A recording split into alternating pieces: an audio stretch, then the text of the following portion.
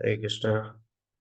आप सभी भक्तों का श्रीमद् भागवतम क्लास में स्वागत है, जिसमें आज हम श्री ईशोपनिषद ग्रंथ पे चर्चा करेंगे।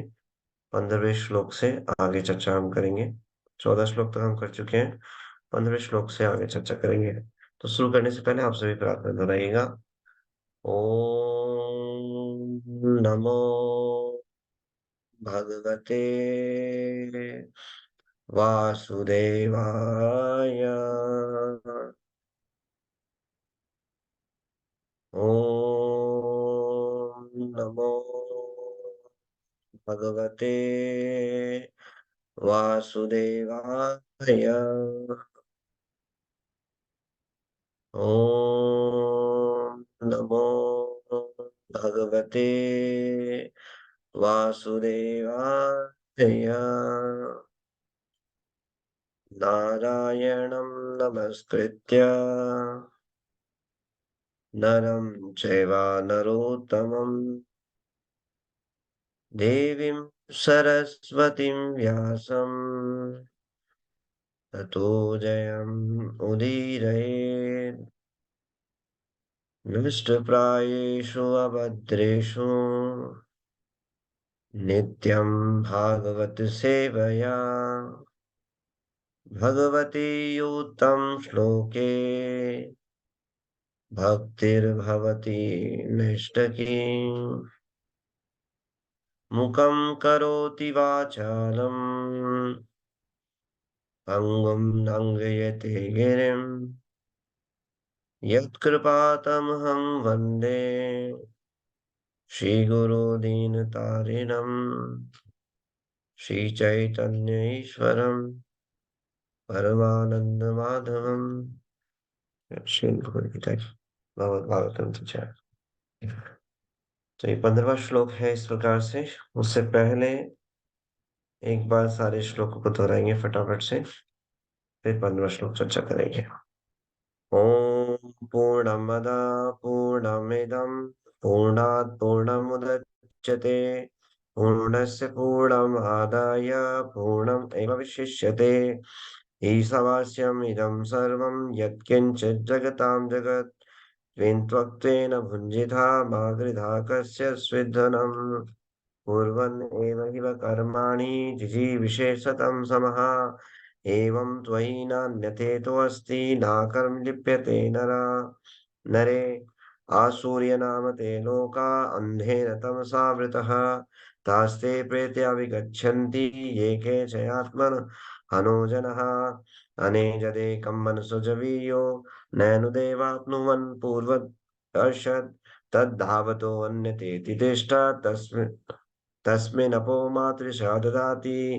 तद्देजति तन्नेजति तद्दूरे त्वदन्तिके तदरन्तस्य सर्वस्य तदु सर्वस्य बाहिता। यस्तु सर्वाणि भूतान्य आत्मैवानुपश्यति सर्वभूतेषु च आत्मानं ततो नाभिजुगुप्सते।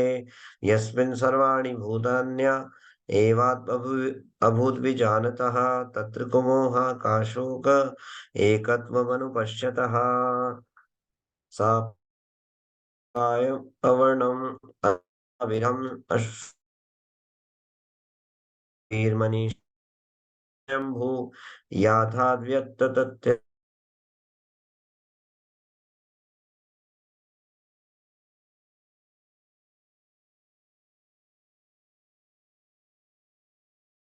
तमो या उ विद्यामृतः अन्यदेवानुविद्यया इति शुशुं धीराणां येनस्तत् विचक्षिरे। विद्यां च अविद्यां च यस्तद्वेदो वयं सः आविद्यां मृत्युं धित्वा विद्याम् अमृत अश्नुते। अंधं तमा प्रविशन्ति ये सम्भूतिमुपासते ततो भूय एव ते तमो याउ सम्भूते अमृतः। अन्यदेवाहु सम्भवात् इति शुशुं धीराणां येनस्तत् विचक्षिरे। सम्भूतिं च विनाशं च यस्तद्वेदो वयं सः विनाशेन मृत्युं जित्वा सम्भूत्या अमृत अश्नुते हिरण्मयेन पात्रेण सतः सत्य अस्य पीतं मुखं तथा त्वं पूषन् अपावृणु सत्यधर्माय दृष्टये।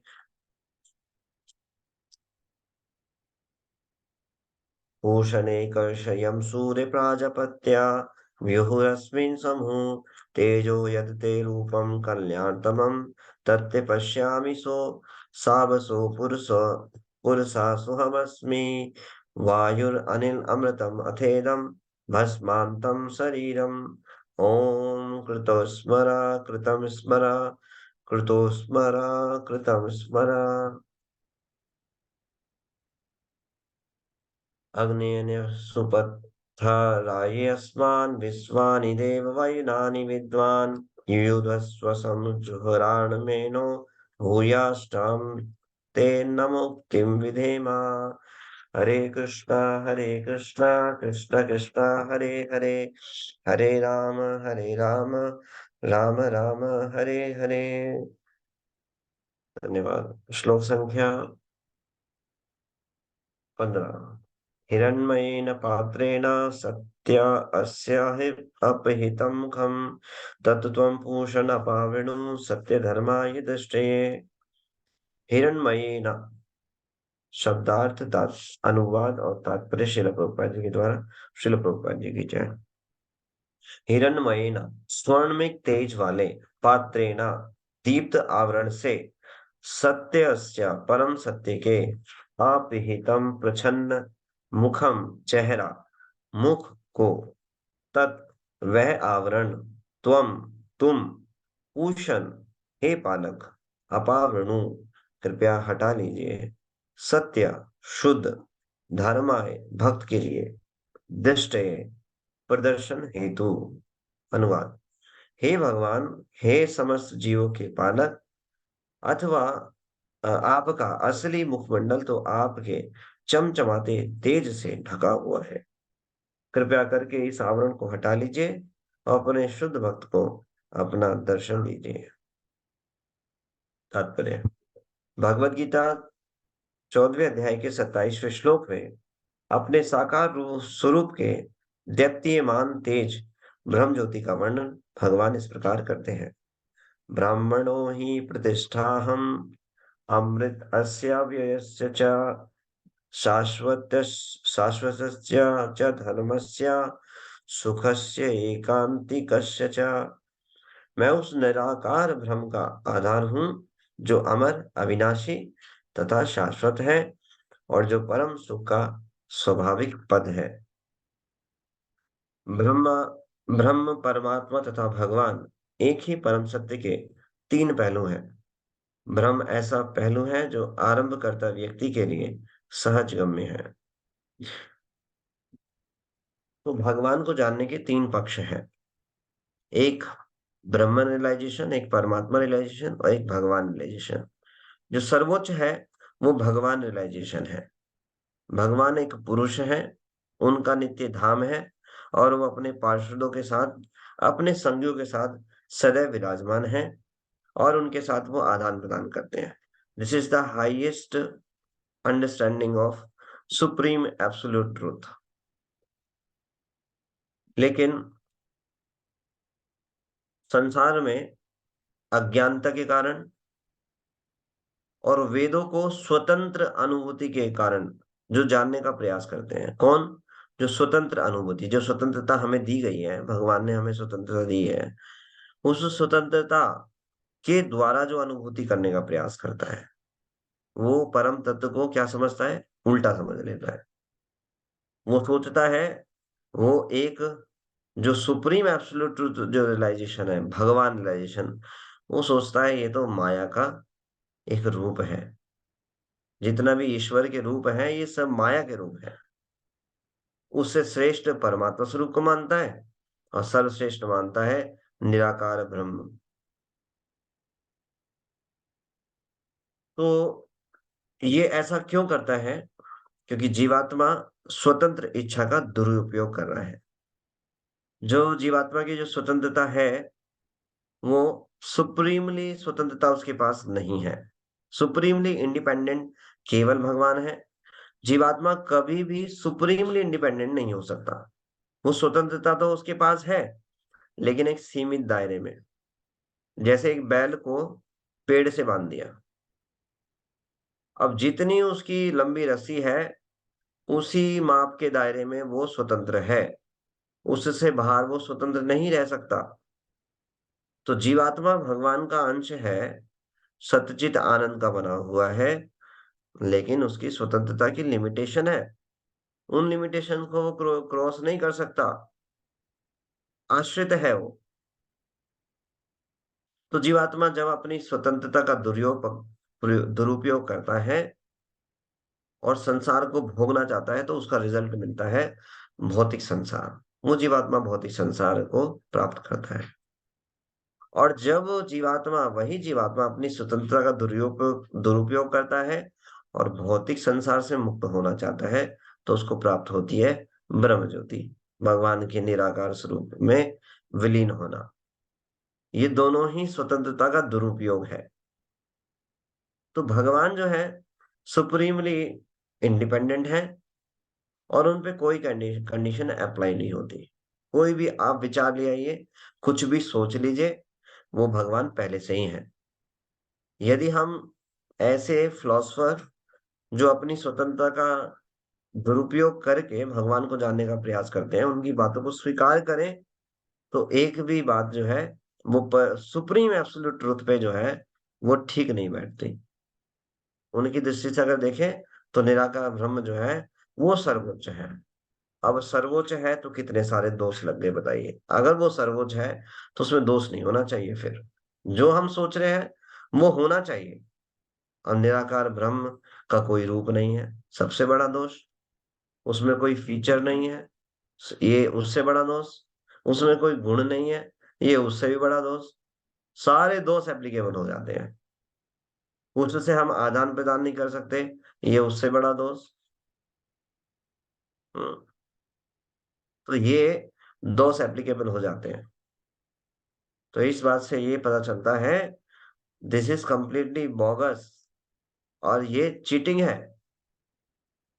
वेद शास्त्र जो है वो तीन कैटेगरी में हमसे आदान प्रदान करते हैं, तीन प्रकार से हमें इंस्ट्रक्शन देते हैं।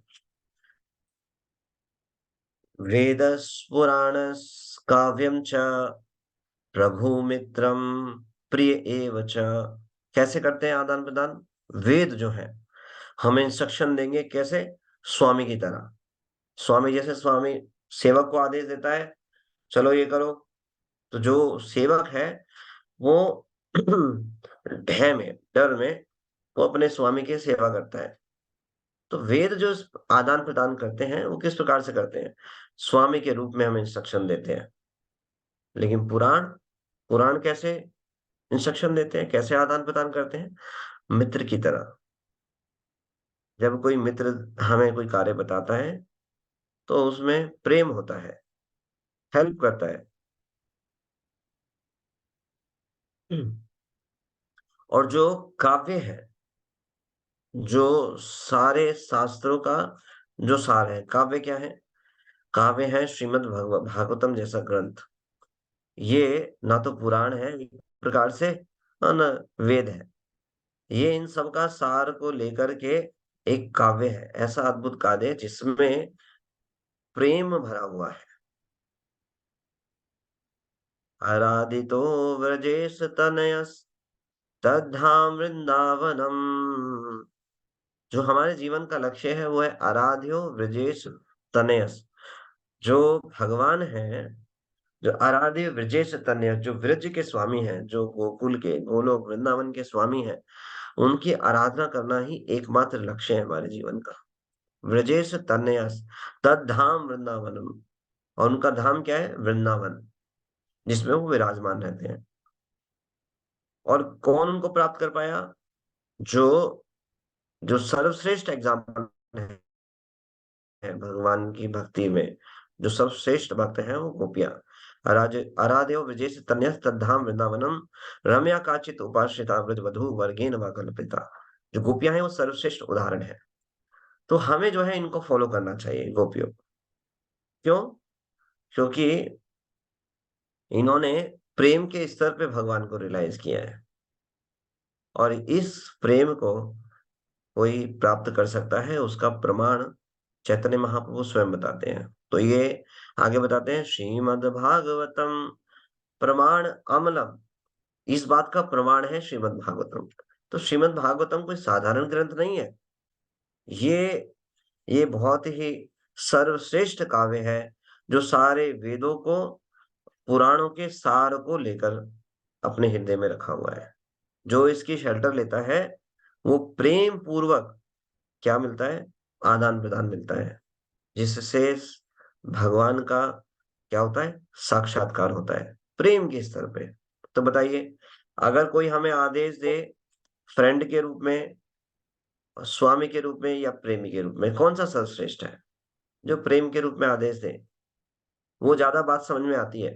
तो श्रीमद् भागवतम में सभी सार को निचोड़ करके कैसे उसको प्राप्त किया गया है, ये बताया गया है। जो श्रीमद् भागवतम को पढ़ता है, वो आसानी से भगवान को जान लेता है, और कैसे उनको प्राप्त करना है, ये जान जाता है। ये साधारण साधारण व्यक्ति के लिए संभव नहीं है। तो हमें जो है गुरु साधु शास्त्र की शेल्टर लेनी चाहिए। कोई सोचे वेदों को मैं अपनी स्वतंत्र, जो ये भगवान ने मुझे इंडिपेंडेंस दी है, उसके द्वारा भगवान को जानने का प्रयास करूंगा। इम्पॉसिबल। वेद तो इंस्ट्रक्शन कैसे करते हैं? स्वामी की तरह। वो आदान प्रदान नहीं करते इतना पर्सनली। पर्सनली आदान प्रदान करते हैं श्रीमद् भागवतम। ऐसे जो ग्रंथ है, जो जिसमें भगवान का प्रेम छुपा हुआ है। तो अब हम देखें, जब स्वामी के रूप में कोई इंस्ट्रक्शन देता है, तो बहुत ज्यादा घनिष्ठ संबंध नहीं होता, इसीलिए जान भी नहीं पाते। कोई सोचे वेदों को पढ़कर ही हम जान लेंगे, हालांकि वेदों का सार ही कृष्ण है, वेदों को जानने का लक्ष्य ही कृष्ण है, लेकिन बात समझ नहीं आती। तो ऐसे ग्रंथों को जब हम शुद्ध भक्त के शेल्टर में पढ़ते हैं, समझते हैं, तब पता चलता है कि परम सत्य क्या है। नहीं तो क्या होता है, उसका उल्टा ही जान पाते हैं। सुप्रीम एब्सोल्यूट ट्रुथ निराकार है, इतने सारे दोष कैसे हो सकते हैं? लेकिन सुप्रीम एब्सोल्यूट ट्रुथ कौन है? कृष्ण है। तो एक भी दोष नहीं ढूंढ सकता कोई। कोई बोले भगवान जो है वो शक्ति होनी चाहिए, तो भगवान शक्ति भी है, शक्तिमान भी है, दोनों ही है। तो जो सुप्रीम एब्सोल्यूट ट्रुथ है, वो ना केवल कृष्ण है, श्री श्री राधा कृष्ण है। राधा कृष्ण एक है दोनों। और सुप्रीम एब्सोल्यूट ट्रुथ का जो सुप्रीमली अंडरस्टैंडिंग वो यही है कि जो सुप्रीम एब्सोल्यूट ट्रुथ है, वो श्री श्री राधा कृष्ण है। वो पुरुष भी है, स्त्री भी है। कोई भी कंडीशन ले आइए, वो भगवान पे पूरी हो जाती है।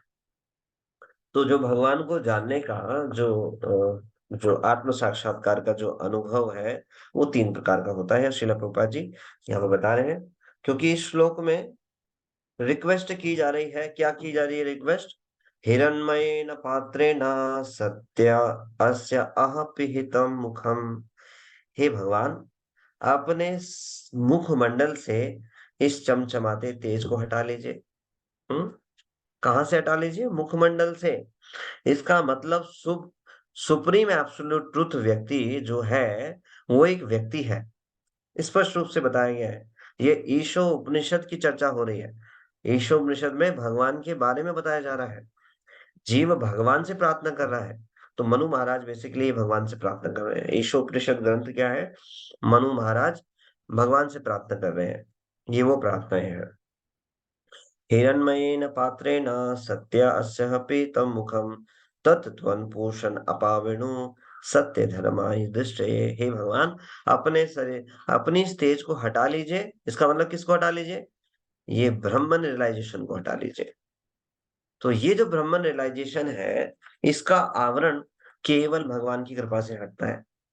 अदरवाइज जो भी अपने आप को इंडिपेंडेंट रख करके वेदों को जानने का प्रयास करते हैं, तब ये हटता नहीं है। ये भगवान जो आवरण है, इसको हटाते नहीं है। 8वें स्कंद भागवत में वर्णन आता है, जब भगवान देवताओं के समक्ष प्रकट होते हैं, तो देवताओं को भगवान दिखाई नहीं दे रहे। इतना तीव्र प्रकाश भगवान से निकल रहा है। अब सोचिए, जब हम सूरज की तरफ देखते हैं, तो हमारी आंखें चुंधिया जाती हैं, हम देख नहीं पाते। अब ये जो सूरज है, ये भगवान के शरीर से निकलने वाले जो तेज का एक कण मात्र भी नहीं है। अब सोचिए भगवान से कितना प्रकाश निकल रहा होगा। तो जब कोई भगवान की तरफ उन्मुख होगा, क्या पॉसिबल है उनको देख पाएगा? इम्पॉसिबल। तो यहाँ पर वो प्रार्थना कर रहे हैं, भगवान अपने इस मुखमंडल की जो प्रकाश है उसको हटा लीजिए, जिससे हम आपका दर्शन कर सकें। तो जो सुप्रीम एब्सोल्यूट ट्रुथ है, वो रूप है उनका। कौन है वो? भगवान श्री कृष्ण। सभी वेद इसको स्वीकार करते हैं, पुराण जो भी शास्त्र है, कंप्लीट श्रुति, स्मृति शास्त्र, सब इस बात को स्वीकार करते हैं। सभी आचार्य इस बात को स्वीकार करते हैं।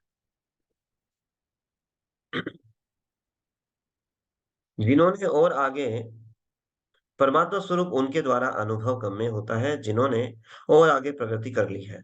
और भगवान साक्षात्कार तो परम सत्य की चरम अनुभूति है। इसकी पुष्टि भगवत गीता के 7वें अध्याय के 7वें श्लोक में की गई है, जहां पर भगवान स्वयं कहते हैं, कृष्ण के यह कहते हैं कि वे परम सत्य की चरम धारणा है। भगवान स्वयं बोल रहे हैं, मत परतरम ना अन्य। अब जब ऐसे जब ब्रह्म दर्शन हो रहे हैं, तो ब्रह्म दर्शन के बाद रिक्वेस्ट की जा रही है कि हे भगवान, अपने इस आवरण को हटा लीजिए। इसका मतलब उससे परे तत्व है। क्या है वो पर तत्व? है कृष्ण। भगवान के शरीर से, रूप से वो कांति आ रही है। भगवत गीता में भगवान स्वयं बोल रहे हैं, मत परतरम ना अन्य। जो कि ब्रह्मन स्वरूप है, वो भगवान पे आश्रित है। भगवान बोल रहे हैं यहाँ पे 14वें अध्याय के 27वें श्लोक में, ब्राह्मणों ही प्रतिष्ठा हम। जो मेरे शरीर का जो तेज है, वो मेरे पे आश्रित है, मेरे से निकल रहा है। अब कोई बोले ब्राह्मण रियलाइजेशन जो है यही सुप्रीम एब्सोल्यूट ट्रूथ है, नहीं। ये ब्राह्मण रिलाय ये प्रतिष्ठा हम भगवान पे आश्रित है। हम्म? और वहीं पे भगवान बोल रहे हैं, मत परतरम ना अन्य। मेरे से परे कोई तत्व नहीं है। इसका मतलब ब्राह्मण तत्व से भी ऊपर है भगवान तत्व। तो भगवान बोले, मत परतरम ना अन्य किंचित श्री धनंजया मयि सर्वम इदम प्रोतम मयि सर्वम। इस संसार में जो भी कुछ देखते हैं, ये जो ब्राह्मण है, ये भी मेरे पे ही आश्रित है। मयि सर्वम इदम प्रोतम सूत्रे मणिगणा वही। तो भगवान पे ही आश्रित है ब्राह्मण। क्यों? क्या है ये? भगवान के शरीर का तेज। अतः कृष्ण ब्रह्म ज्योति एवं सर्वव्यापी परमात्मा के दोनों स्रोत है। तो परमात्मा स्वरूप, ब्रह्मन स्वरूप के भी सोर्स कौन है? भगवान। भगवत गीता 10वें अध्याय के 42वें में भगवान आगे कहते हैं, कृष्ण आगे कहते हैं, अथवा बहु नैतेन किम ज्ञातेन तव अर्जुन विष्ठाभ्याम इदम कृतस्नेन कृतस्नमेक नमे अथवा बहुनैतेन किं ज्ञातेन तव अर्जुन विष्ठाभ्यहम् इदं कृतस्न एक अंशेन स्थितो जगत। लेकिन हे अर्जुन, इस सारे विशद ज्ञान की क्या आवश्यकता है? मैं अपने एक अंश मात्र से इस समग्र ब्रह्मांड में व्याप्त होकर इसको धारण करता हूँ। तो किसकी बात हो रही है? गर्भोदक्षाय विष्णु। गर्भाध्यक्षाय विष्णु भगवान का एक अंश है। भगवान जब इस सृष्टि की संरचना करते हैं, तो महाविष्णु के शरीर से करोड़ों करोड़ों ब्रह्मांड प्रकट होते हैं, और उन ब्रह्मांडों में महाविष्णु अपने आप को एक्सपेंड करते हैं, गर्भोदक्षाई विष्णु के रूप में सब जो है ब्रह्मांड को धारण कर लेते हैं। अब जितनी भी संसार में वस्तु है, वो सब गर्भोदक्षाई विष्णु के पे आश्रित है। उस ब्रह्मांड के आत्मा है गर्भोदक्षाई विष्णु। तो भगवान अपने एक अंश से इसको धारण करते हैं। इस तरह अपने एक स्वांश सर्वव्यापी परमात्मा स्वरूप से भगवान संपूर्ण भौतिक विराट सृष्टि का पालन करते हैं। साथ ही वे आध्यात्मिक जगत में जो कुछ व्यक्त है, उसके पालन करता है। अतएव श्री ईशोपनिषद के इस श्रुति मंत्र में भगवान को पूषण अर्थात चरम पालक के रूप में संबोधित किया गया है। पूर्ण पुरुषोत्तम भगवान श्री कृष्ण सतत दिव्य आनंद से पूरित हैं। आनंदमयो अभ्यासात आज से 5,000 वर्ष पूर्व जब वे भारत में वृंदावन में विद्यमान थे, तो वे सदैव दिव्य आनंद में निमग्न थे रहे। यहाँ तक कि अपनी बाल लीलाओं के प्रारंभ से ही वे वैसे थे। अघा, बक, पूतना तथा प्रलंब जैसे अनेक असुरों का वध उनके लिए आनंददायक क्रीड़ा थी। तो श्रील प्रभुपाद जी बिल्कुल ऐसे मिसकंसेप्शन, ऐसे जो अ, गलत सिद्धांत बनाने वालों को तमाचा मार रहे हैं यहाँ पर, कि भगवान ऐसा नहीं। जैसे मायावादी क्या कहते हैं, कोई भी ब्राह्मण रिलाइज रिलाइज रिलाइज हो सकता है। कब होगा? जब इन चीजों का पालन करेंगे। भगवान भगवान तो बचपन से ही अपनी दिव्य लीलाओं को कर रहे हैं। क्या छोटा बच्चा ऐसा कर सकता है? हाँ, छोटे से बच्चे ने पूतना का वध कर दिया। कोई एक दूसरा है उदाहरण ऐसा? तो ये चीटिंग को प्रभुपाद जी यहाँ खंडन करते हैं। ये चीटिंग नहीं चलेगी। सब लोगों को बहुत बेवकूफ बना लिए। प्रभुपाद जी बोले आप बेवकूफ नहीं बना पाओगे। बताइए चलो, अगर कृष्ण केवल योगी हैं, केवल ब्रह्म रियलाइजेशन है, वो खुद भगवान नहीं है, तो बताइए चलो, ऐसा एक उदाहरण बताइए जिसने बचपन में ही पूतना के प्राण चूस लिए हो। हम्म केवल पैरों को चलाने से सक्टासुर का जो है वध कर दिया, तृणावत का गला दबाकर उसको मार दिया। एक भी उदाहरण बता दीजिए। तो फिर वो क्या करते हैं, इधर उधर झांकने लगते हैं, कोई जवाब नहीं होता। तो ये चीटिंग नहीं चलेगी, श्रील प्रभुपाद जी बोल रहे हैं। तो भगवान की जो क्रीड़ाएं हैं वो बचपन से ही आनंद में है। कोई एक ऐसा बच्चा बताइए जो मोर पंख लेकर पैदा हुआ हो। है कोई एक ऐसा बच्चा जो पूरे ऑर्नामेंट के साथ पैदा हुआ हो? है कोई दूसरा बच्चा? फिर भागने लगते हैं इधर उधर, जगह नहीं मिलती मुंह छुपाने को। कोई जवाब नहीं है। हम्म। वृंदावन के ग्राम में उन्होंने अपनी माता, भात्रा भात्रा तथा पितरों मित्रों के साथ आनंदपूर्ण लीलाएं की, और जब वे चपल माखन चोर की भूमिका निभा रहे थे, तो उनके सारे संगी उनकी इस चोरी का दिव्य आनंद उठा रहे थे। माखन चोर के रूप में भगवान का यश उपालंब के योग्य नहीं है।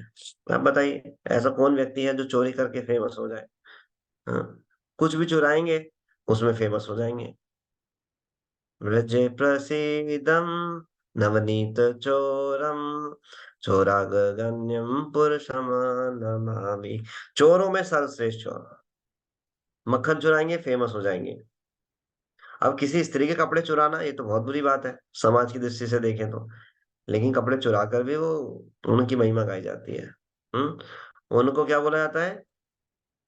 वस्त्रहारी बोला जाता है। सुबह वैष्णव भजन आता है ये, विभावरी शेष आलोक प्रवेश, निद्रा छाड़ी उठ जीवा, बोलो हरि हरि मुकुंद मुरारी, राम कृष्ण हय ग्रीवा, नरसिंह वामन श्री मधुसूदन, ब्रजेंद्र नंदन काना, पूतना घातन कैठव साधन।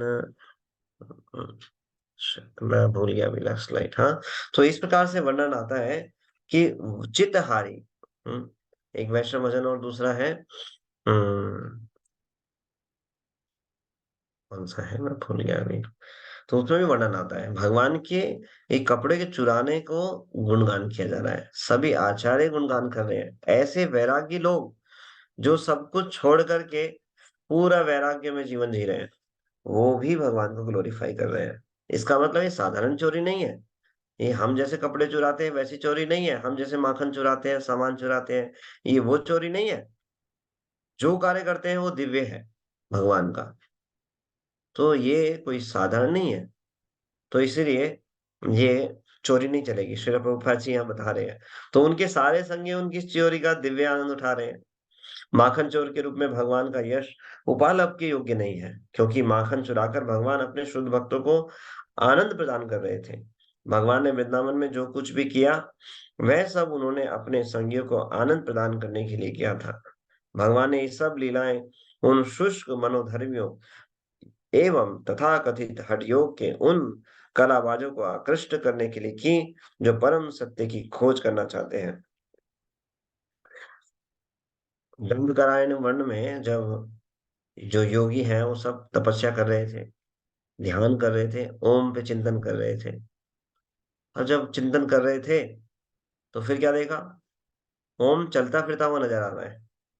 अरे ये कैसे हो गया?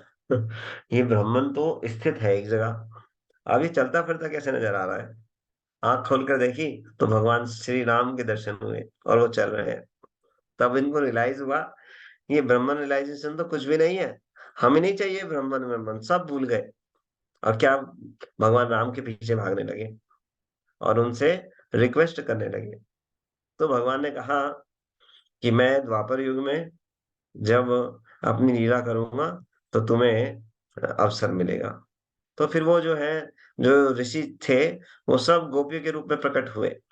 देखिए उन्होंने भी ब्रह्मन रियलाइजेशन को त्याग करके, वो पहले एकदम ओम पे चिंतन कर रहे हैं, ध्यान कर रहे हैं, लेकिन देखा ओम तो चलता फिरता है, ये कैसे हो गया? ओम तो स्थित है एक जगह, ये कैसे चलता फिरता नजर आ रहा है? तब समझ में आया ये ओम तो, ये आश्रित है भगवान में, भगवान चल रहे हैं तो ओम भी जो है हिल डुल रहा है। हाँ? तो समझ में आया कि जो ये ब्रह्मन है, रियलाइजेशन है, बहुत निम्न है। हाँ, भगवान रियलाइजेशन जो है वो सर्वश्रेष्ठ है। तो फिर भगवान राम के पीछे भागने लगे।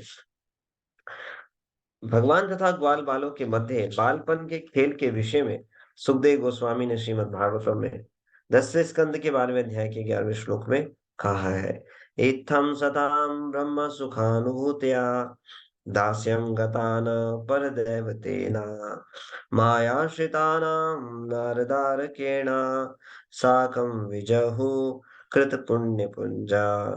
ज्ञानियों द्वारा निराकार आनंद में ब्रह्म के रूप में अनुभव किए जाने वाले पूर्ण पुरुषोत्तम भगवान, जिनकी पूजा भक्तों के द्वारा परमेश्वर रूप में दास्य भाव में की जाती है और संसारी लोग जिन्हें सामान्य मनुष्य मानते हैं, वे उन ग्वाल बालों के साथ खेले जिन्होंने अनेक पुण्य कर्मों के संचय के फलस्वरूप यह पद प्राप्त किया था।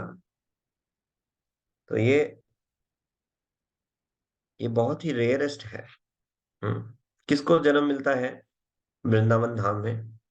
जिन्होंने ये सारे ऑब्स्टेकल को पार कर लिया है, ये ब्रह्मन रियलाइजेशन, परमात्मा रियलाइजेशन को भी जिसने पार कर लिया है, वो फिर क्या करता है, उस स्थान पे जन्म लेता है जहां पर भगवान अपनी दिव्य लीलाओं को कर रहे हैं। उसने अपने जीवन की सफलता को प्राप्त कर लिया है। मतलब जो ब्रह्मवाद माया ये अन्य सारी फिलॉसफी को सबको पार कर लिया है उसने। वो उस स्थान पर जन्म लेता है जहां पर भगवान, जिस भी ब्रह्मांड में भगवान अपनी दिव्य लीलाओं को कर रहे हैं। और फिर अंत में उसको भगवान जो है अपने नित्य शाश्वत धाम में उसको ले जाते हैं। तो ये बहुत ही पुण्य कर्मों के संचय के कारण ऐसा हो पाता है, ये संभव नहीं है, बहुत ही रेयरेस्ट है। इस प्रकार भगवान अपने आध्यात्मिक संगियों के साथ दिव्य शांत दास्य सख्य वात्सल्य तथा माधुर्य संबंधों में, प्रेम पूर्ण कार्यकलापों में सदैव रत रहते हैं। तो भगवान कैसे रहते हैं? आनंद में। अब भगवान के साथ भी जो रहता है वो भी आनंद में। जो परमात्मा रियलाइजेशन को मानने वाले हैं, उनके संग भी कैसे रहते हैं? वो ध्यान में रहते हैं। और जो ब्रह्म निराकार मानने वाले हैं, वो भगवान के बेसिकली वहां पर भगवान के रूप नहीं है, भगवान के रूप को नहीं मानते। तो क्या है, बस वहां पे संसार का झगड़ा नहीं है, भगवान का निकटतम संग नहीं कर पाते, तो इसलिए केवल शांत रहते हैं। इसलिए आप देखोगे जितने भी मायावादी मिलेंगे, जितने भी निराकार ब्रह्म फिलॉसफी को मानने वाले हैं, इनके चेहरे पे क्या दिखाई देगा? कोई चेहरे को पढ़कर बता सकता है कि बस इनके इनके पास संसार का झगड़ा नहीं है, बाकी सुख और आनंद, हाँ, अनुभूति नहीं है। देखिए शांति की जो अनुभूति है वो अंदर अंदर चलती है, सुख थोड़ा चेहरे पे दिखाई देता है, और जो आनंद है वो एक्शन में दिखाई देता है। आनंद होता है नाचेगा गाएगा, हाँ, वो एकदम से क्या होगा, उसके पास में कोई आकर भी वो भी नाचने गाने लगेगा। ये आनंद की अनुभूति है। तो जितने भी मायावादी हैं, निराकार फिलॉसफी को मानने वाले हैं, ये कैसे लगेंगे? बस इनके पास संसार का झगड़ा नहीं है, उनके पास जाकर के संसार का झगड़ा नहीं है ये महसूस हो सकता है, बस सुख और आनंद की अनुभूति नहीं हो सकती। वो खुद ही अनुभव कर रहे हैं बस वो शांति, वो दूसरों को रियलाइज नहीं करा सकते। लेकिन जो आनंद में है, तो बाकी लोग क्या करेंगे? जो आनंद में है वो कीर्तन करेगा, और जो उसके पास खड़ा होगा वो भी हाथ ऊपर करके नाचने लगेगा। हरे कृष्णा, हरे कृष्णा, कृष्णा कृष्णा, हरे हरे, हरे राम, हरे राम, राम राम, हरे हरे। प्रभुपाद जी ने क्या किया? प्रभुपाद जी तो आनंद में बिल्कुल उन्मत्त, बिल्कुल आनंद में एब्जॉर्ब, और जाकर के टॉमकिंसन पार्क में जाकर बैठ गए, और डुगडुगी लेकर, खड़ताल भी नहीं थी और कुछ और भी नहीं था। बैठकर बजाने लगे और कीर्तन करने लगे। ना तो किसी को ज्ञान देना पड़ा, ना कुछ उनको ध्यान लगाना पड़ा किसी को। सीधा आनंद की अनुभूति करी उन्होंने, और उस आनंद को प्राप्त किया, तो सारे संसार का जो आनंद ढूंढ रहे थे वो सब त्याग दिया, सब गोस्वामी बना दिया, सबको शुद्ध भक्त बना दिया। हाँ, तो ये जो अनुभूति है, ये भगवान के शुद्ध भक्तों के संग से हो सकती है। तो इस प्रकार से जो है, भगवान के जो भक्त हैं वो दिव्य आनंद में हमेशा रहते हैं। तो भक्त लोग जो है 5 प्रकार से भगवान के साथ दिव्य रस में जो है आदान प्रदान करते हैं। ये शांत रस रस जो है जनरली भक्त इसमें नहीं इन्वॉल्व होते, मतलब होते हैं आध्यात्मिक संसार में, लेकिन वो भगवान की प्रसन्नता के लिए। अ, वैसे तो हर चीज चेतन है आध्यात्मिक संसार में। आध्यात्मिक संसार में मुख्यतः जो रस है वो साख्य, वात्सल्य और माधुर्य है गोलोक वृंदावन धाम में। दास्य वाला भाव वहां एग्जिस्ट नहीं करता जनरली आध्यात्मिक संसार में। वैकुंठ में दिखेगा वह दास्य, लेकिन गोलोक वृंदावन धाम में मुख्यतः जो प्रधानता है वो साख्य, वात्सल्य और माधुर्य की है। जो शांत रस है, इसमें आदान प्रदान करते हैं पेड़ पौधे, जैसे वृंदावन में। जैसे किसी ने भक्ति में पूर्णता प्राप्त कर ली, अब वो भगवान के साथ शांत रस में आदान प्रदान कर रहा है। जैसे हर एक जो व्यक्ति है भगवान के साथ अलग अलग रस में आदान प्रदान करना चाहता है, तो भगवान ने बहुत सारी वैरायटीज दी हैं।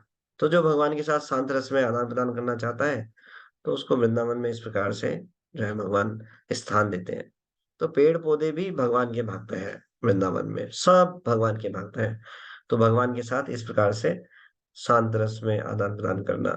ये दास्य रस में, दास्य रस जो है मुख्यतः वैकुंठ लोकों में आदान प्रदान होता है। वहां पर भगवान जो है स्वामी है, मैं उनका सेवक हूँ, दास हूँ, इस भाव से सेवा होती है। लेकिन गोलोक वृंदावन धाम में मुख्यतः प्रधानता जो है वो सख्य, वात्सल्य और माधुर्य रस की है। तो इस प्रकार से भगवान के कार्यकलापों में रत रहते हैं। लेकिन हमारा तो अंदर कोई रस नहीं है, कोई भगवान के साथ नहीं है। हमें श्रील प्रभुपाद जी ने सिखाया है, भक्तों के दासों के दास के रूप में हमें सेवा करनी चाहिए। इसी से जो है भक्ति में सिद्धि प्राप्त होगी। जो भी स्वरूप होगा वो प्रकट होगा, और भगवान उसी स्थान पर एंगेज कर देंगे हमें सेवा में। तो इस प्रकार से है ना। तो हमें जो है आर्टिफिशियली इन में कूद कर नहीं जाना चाहिए। हमारा कर्तव्य है कि हम भक्तों के दासों के दास के रूप में सेवा करें, उनको प्रसन्न करने के का प्रयास करें, और ऐश्वर्यशाली जो है भगवान की सेवा करने का प्रयास करें। फिर स्लोली ग्रेजुअली जो है भगवान इसको रिवील करते हैं स्पॉन्टेनियसली, तो है उसके अनुसार जो है भक्ति में प्रगति होती जाती है। इसको आर्टिफिशियली नहीं करना चाहिए। और सबसे प्रमुख ये बात है कि गुरु की इंस्ट्रक्शन पालन करते हुए, जो गुरु के आदेश अनुसार सेवा में लगा रहता है, उसके साथ ये भगवान रिवील करते हैं। ये नहीं जो मनमाना आचरण करे, गुरु के आदेश का पालन ना करे, और खुद से फिर किसी रस में स्थित होना चाहे और अपने मनमानी सेवा करे, ऐसा नहीं होता। ये जो स्वरूप सिद्धि है, ये 3 प्रकार से होती है, 3 या 4 प्रकार से, अभी मैं भूल रहा हूँ। एक, भगवान इसको प्रकट करते हैं। दूसरा, गुरुजन। भगवान कैसे करते हैं? भगवान हृदय में विराजमान है चेतो गुरु के रूप में, भगवान रिवील करते हैं, भक्त के द्वारा रिवील करते हैं, गुरु के द्वारा, वैष्णव के द्वारा। हम्म, हम्म, और बाकी और भी मैं अभी थोड़ा सा भूल रहा हूँ। तो इस प्रकार से हमें आर्टिफिशियल नहीं करना चाहिए। श्रीला प्रभुपाद जी ने ऐसा हमें बताया है कि हमें भगवान के भक्तों के दासों के रूप में सेवा करनी चाहिए। तो चूंकि यह कहा जाता है कि भगवान कृष्ण कभी वृंदावन धाम नहीं छोड़ते, तो यह प्रश्न किया जा सकता है कि वे सृष्टि के संचालन का कार्य किस तरह संभालते हैं। इसका उत्तर भगवत गीता में इस प्रकार दिया हुआ है। भगवान अपने पूर्ण अंश परमात्मा द्वारा सारी भौतिक सृष्टि में व्याप्त रहते हैं। यद्यपि भगवान को व्यक्तिगत रूप से सृष्टि पालन तथा संहार से किसी प्रकार का सरोकार नहीं रहता, लेकिन वे इन सारे कार्यों को अपने पूर्ण विस्तार परमात्मा द्वारा कराते हैं। प्रत्येक जीव आत्मा कहलाता है, और प्रमुख आत्मा जो इन सबों को वश में रखते हैं वे परमात्मा कहलाते हैं। तो भगवान नित्य अपने धाम में रहते हैं, लेकिन सारे कार्य को जो है कैसे संभालते हैं, वो संभालते हैं अपने महाविष्णु विस्तार के द्वारा। जो है महाविष्णु भी स्वयं नहीं करते, महाविष्णु भी अब शंभु विस्तार करते हैं, उनके द्वारा सृष्टि में जीव को डालते हैं, निर्माण करते हैं, फिर इस प्रकार से कार्य होता है। इसकी चर्चा हमने पहले भी की है। तो भगवान एक स्थान पर रहकर भी सब चीजों को संभव कार्य को कर सकते हैं। ईश्वर साक्षात्कार की यह पद्धति एक महान विज्ञान है। भौतिकवादी सांख्य योगी इस भौतिक सृष्टि के 24 तत्वों का विश्लेषण तथा चिंतन ही कर सकते हैं, क्योंकि उन्हें पुरुष अर्थात भगवान के विषय में कोई जानकारी नहीं रहती, और निर्विशेष अध्यात्मवादी ब्रह्म ज्योति की चकाचौंध बात से ही मोहित हो जाते हैं। यदि कोई सचमुच परम सत्य को पूरी तरह जानना चाहता है, तो उसे 24 तत्वों एवं ब्रह्म ज्योति को भेद कर उनके परे जाना होगा। श्री ईशोपनिषद हिरण्यमय पात्र या भगवान की दैप्तिमय मान आवरण को हटाने के लिए प्रार्थना करते हुए इसी की ओर संकेत करती है। जब तक यह आवरण हटा नहीं दिया जाता, जिससे कि मनुष्य भगवान के असली कमल मुख का दर्शन कर सके, तब तक परम सत्य का वास्तविक साक्षात्कार नहीं किया जा सकता। तो ये बात तो क्लियर है। कोई भी जीव अपनी स्वतंत्रता से भगवान को नहीं जान सकता। भगवान से रिक्वेस्ट करेंगे तो भगवान दया करेंगे, तब भगवान इस ब्रह्म ज्योति को हटाएंगे, तब भगवान के इस रूप का दर्शन हो सकता है। तो इसीलिए निराकारवादी इस कंक्लूजन तक ही पहुंच पाते हैं कि जो ब्रह्मन है वो निराकार है, केवल प्रकाश है। क्यों? क्योंकि स्वतंत्रता जो है उसी शक्ति से वो प्रयास करते हैं भगवान को जानने का। ये पॉसिबल नहीं है, क्योंकि जीव सुप्रीमली इंडिपेंडेंट नहीं है। ठीक है। तो जो अपने आप को निम्न मानकर, अपने आप को भगवान का अंश दास मान करके भगवान से प्रार्थना करता है, भगवान अहेतु की कृपा करते हैं और इस आवरण को हटा देते हैं, और भगवान फिर दर्शन देते हैं। परमात्मा स्वरूप पूर्ण पुरुषोत्तम भगवान के तीन श्वास विस्तारों या विष्णु तत्वों में से एक है, जिन्हें सामूहिक तौर पर पुरुष अवतार कहा गया है। इन विष्णु तत्वों में से जो कि ब्रह्मांड के भीतर स्थित है क्षीरोदक्षाय विष्णु के नाम से जाने जाते हैं। वे तीनों प्रमुख देवों ब्रह्मा विष्णु तथा शिव में विष्णु है, और प्रत्येक जीव में सर्वव्यापी परमात्मा है। ब्रह्मांड में दूसरे विष्णु तत्व गर्भोदक्षाय विष्णु समस्त जीवों के भीतर का सामूहिक परमात्मा है। देखिए, सभी जीवों के शरीर के भीतर हृदय में विराजमान है क्षीरोदक्षाय विष्णु, और पूरे ब्रह्मांड में विराजमान है गर्भोदक्षाय विष्णु। तो अंतर और बाहर दोनों तरफ से कंट्रोल है भगवान का। बहुत ही माइक्रो मैनेजमेंट भगवान ने किया है। कृष्ण एक स्थान पे है अपनी दिव्य लीलाओं में, भगवान हमेशा रहते हैं अपने पार्षदों के साथ में। तो भगवान कोई भौतिक व्यापार नहीं देखते, कोई आवश्यकता नहीं है भगवान। तो भगवान ऐसे विस्तार करके इस पूरे संसार की सब जीवों की जानकारी रखते हैं। इन दोनों के कारण आगे कारण दक्षाई विष्णु है, जो कारण सागर में शयन करते हैं। वे समस्त ब्रह्मांडों की सृष्टा है। योग पद्धति गंभीर जिज्ञासु को विराट सृष्टि के 24 तत्वों को लांग कर विष्णु तत्व में भेंट करने की शिक्षा देती है। ज्ञान योग के अभ्यास से निर्विशेष ब्रह्म ज्योति की अनुभूति करने में सहायता मिलती है, जो भगवान श्री कृष्ण के दिव्य शरीर का दीप्तिमान तेज है। ब्रह्म ज्योति कृष्ण का तेज है, इसकी पुष्टि भगवत गीता 14वें अध्याय के 27वें श्लोक में हुई है और ब्रह्म संहिता के 5वें अध्याय के 40वें श्लोक में की गई है। अब कोई बोले अरे ये तो इस्कॉन वाली बात है। सब जीवात्माओं के हृदय में कौन है? क्षीरोदक्षाई विष्णु है। इस ब्रह्मांड में गर्भोदक्षाई विष्णु है। इन दोनों के श्रोत्र कौन है? कारणोदक्षाई सागर में विराजमान कारणोदक्षाई सागर विष्णु है। ये तो सब इस्कॉन की बात है। नहीं, श्रील प्रभुपाद जी स्लैप मार रहे हैं देकर के, चाटा लगा रहे हैं। क्या लगा रहे हैं? देखो, ब्रह्म संहिता में 5वें अध्याय के 40वें श्लोक में लिखा हुआ है क्या? यस्या प्रभा प्रभवतो जगदंड कोटि अशेष वसुधादि विभूति भिन्नम तद ब्रह्म निष्कलम अनंत अशेष भूतम गोविंदमादि पुरुषम तमहम भजामि। आप देखिए, लो आप क्या करोगे? आप तो ब्रह्मा जी बोल रहे हैं, इस्कॉन वाले नहीं बोल रहे हैं। केवल माधवाचार्य नहीं बोल रहे, रामाचार्य नहीं बोल रहे। कौन बोल रहे हैं? ब्रह्मा जी, इस संसार के सृष्टा।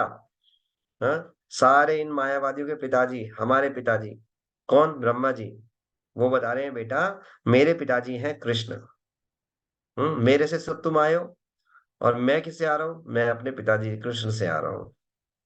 तो सारा बता रहे हैं यहाँ, यस्या प्रभा प्रभवतो जगदंड कोटि, अनंत कोटि ब्रह्मांड जिनसे प्रकट होते हैं।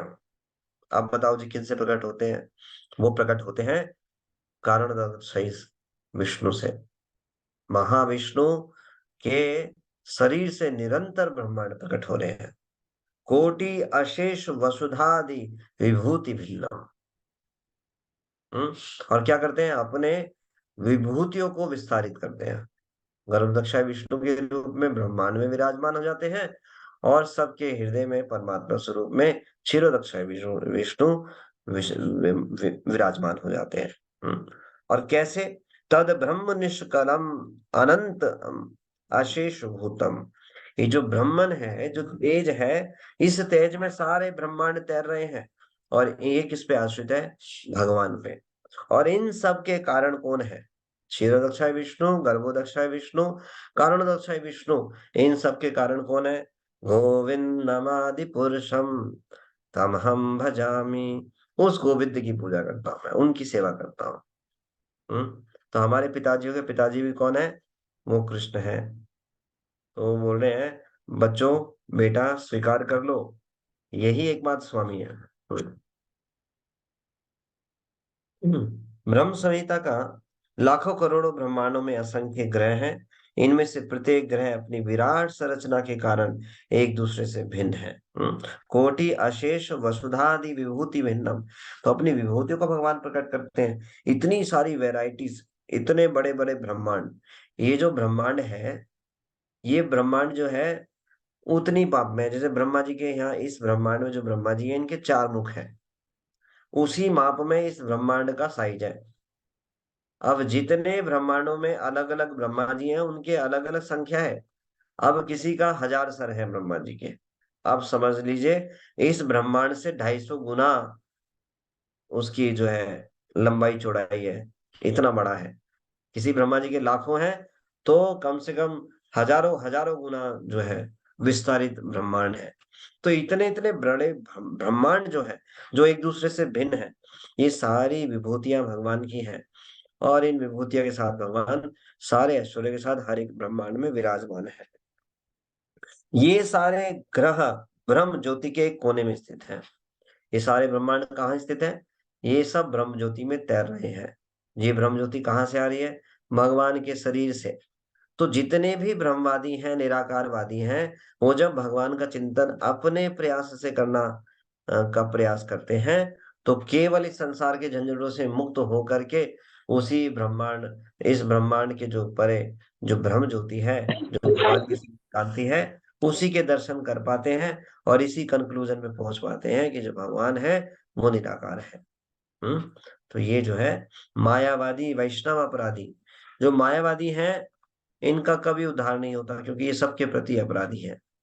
ये भगवान के प्रति भी अपराधी हैं, आचार्यों के प्रति अपराधी हैं, वैष्णव के प्रति अपराधी हैं, जीव मात्र के प्रति अपराधी हैं। जीव मात्र के प्रति क्यों अपराधी है? जीव भगवान का दास है। जब उसको ये पता चलेगा कि मैं भगवान का दास हूँ, तो भगवान से अपने संबंध स्थापित करने के लिए प्रयास करेगा, अपने घर जाने का वह प्रयास करेगा। लेकिन जब ये समझने लगेगा मैं ही भगवान हूँ, तो उसका हमेशा के लिए क्या हो गया? विनाश हो गया। तो ये जो मायावादी हैं सबके प्रति अपराधी हैं।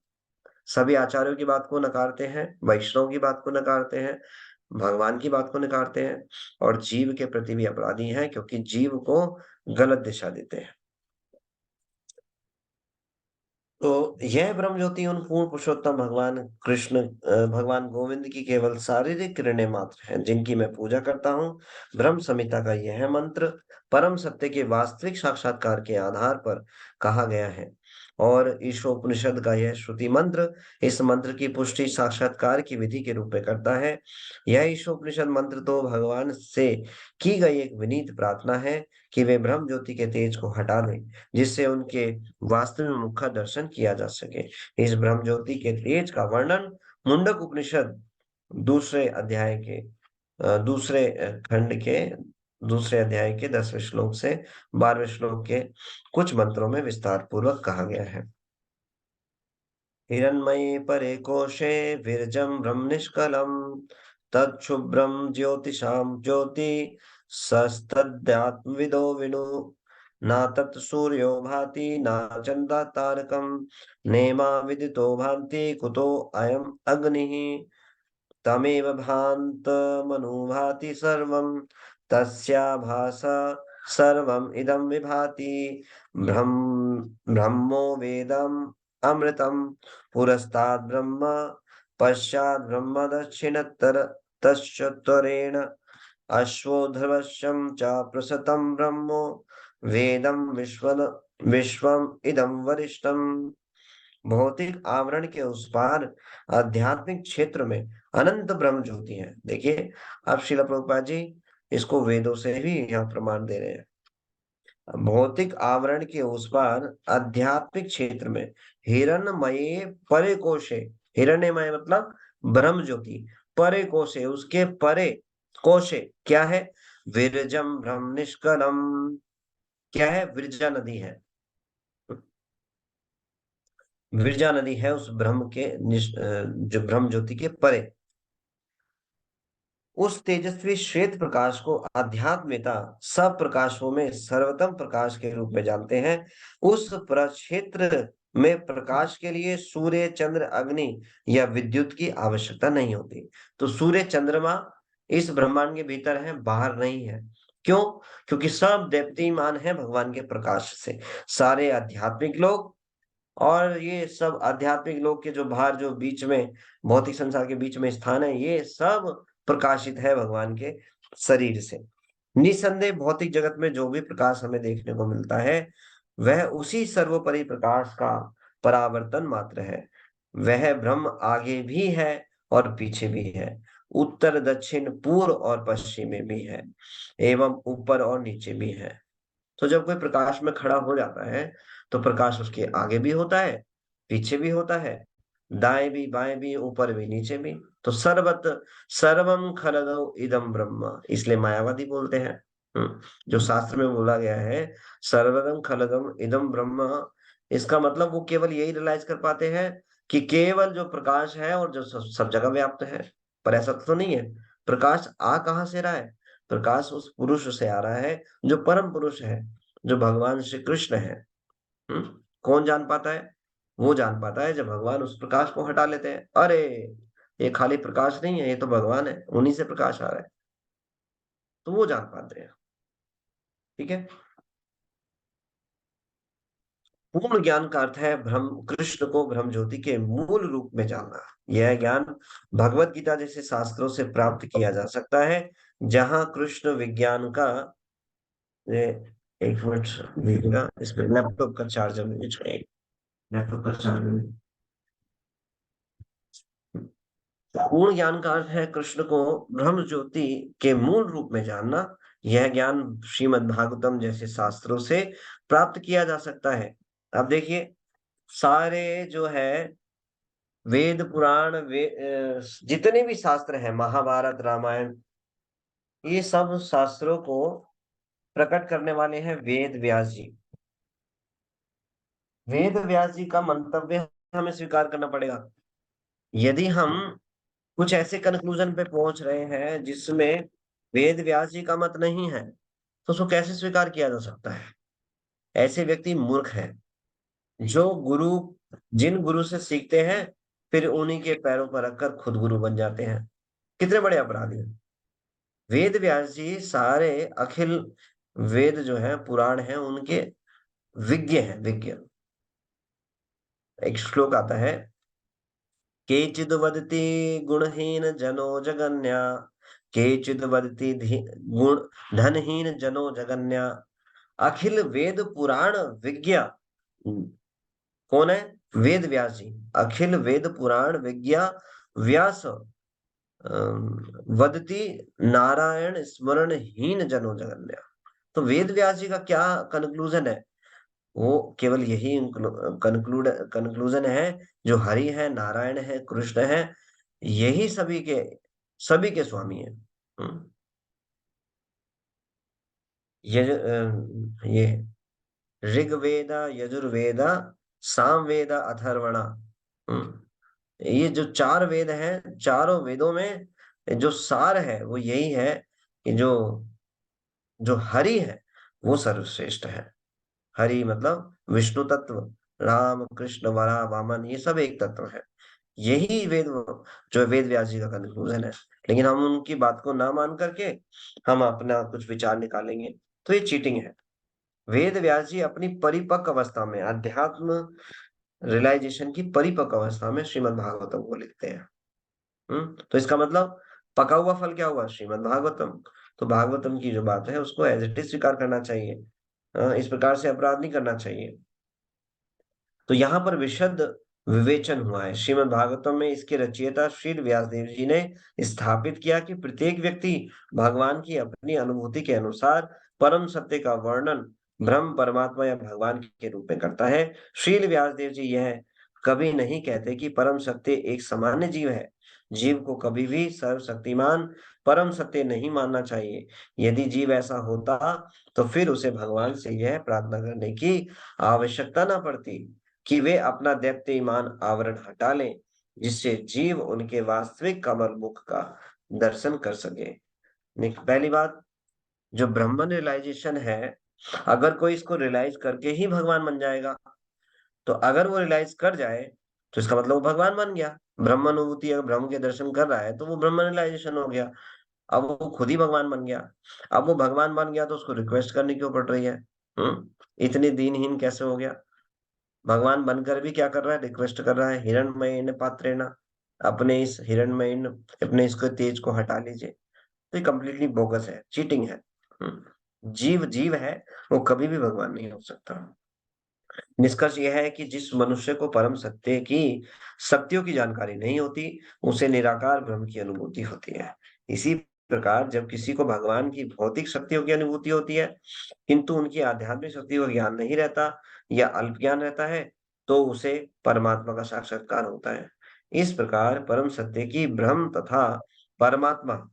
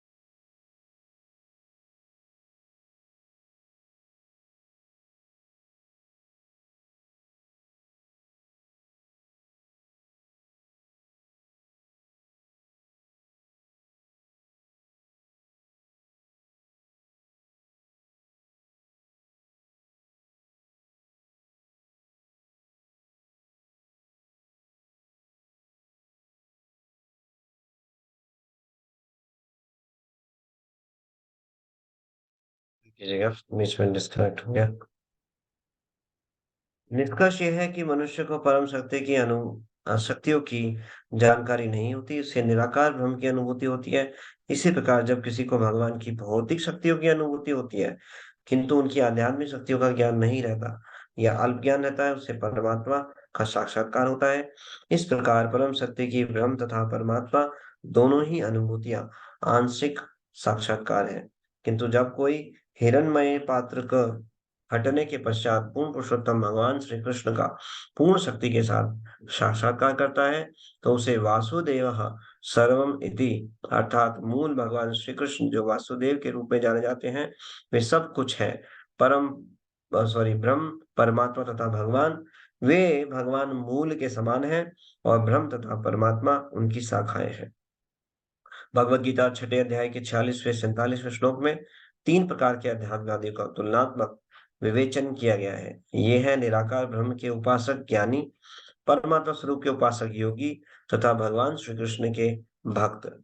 वहां कहा गया है कि जो ज्ञानी है, अर्थात जिन्होंने वैदिक ज्ञान का अनुशीलन किया है, वे सामान्य सकाम कर्मियों से बेहतर हैं, लेकिन योगी इनसे भी बेहतर हैं।